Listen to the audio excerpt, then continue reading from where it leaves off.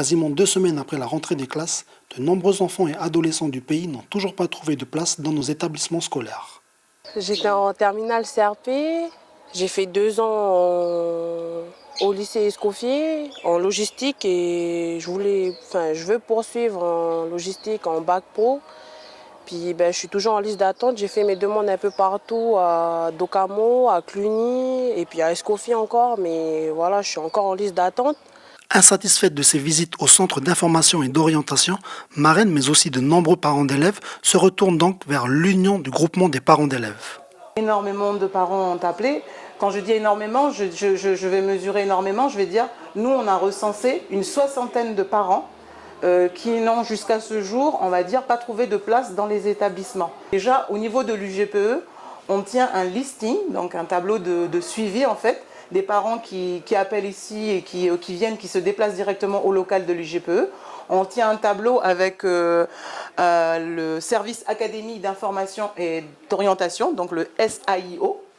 Et du coup, avec eux, on essaie de se partager les informations pour voir justement les élèves, avoir des indicateurs déjà, et puis se transmettre les informations par rapport aux enfants, pour qu'eux aussi puissent traiter les données, et puis puissent trouver aussi des places pour les enfants qui sont en manque de place. Ce sont les jeunes désirant s'engager dans des séries professionnelles comme celle de Marraine, et surtout dans des BTS aux places très restreintes et très sélectives, qui sont les plus concernés par ce problème de manque de place. Il y a beaucoup d'élèves dans les classes, puis il n'y a pas de place pour nous, puis voilà.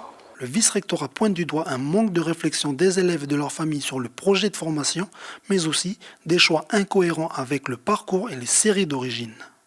Pour éviter ces situations, le vice-rectorat met en avant certains outils tels que le dispositif SUP-NC. Ce dispositif permet aux élèves de terminale d'effectuer une demande de préinscription via Internet des mois avant l'examen du baccalauréat. Cependant, très peu de filières sont concernées par ce nouveau dispositif. En début de semaine, l'UGPE a pu rencontrer le nouveau vice-recteur et lui a déposé une liste de 70 élèves toujours en attente d'une inscription. S'ils ne sont pas accompagnés, ça peut facilement devenir des enfants qui lâchent complètement et qui le système scolaire pour eux ça devient trop loin. Et puis si on ne les accompagne pas, il y en a qui peuvent très vite sombrer, quoi.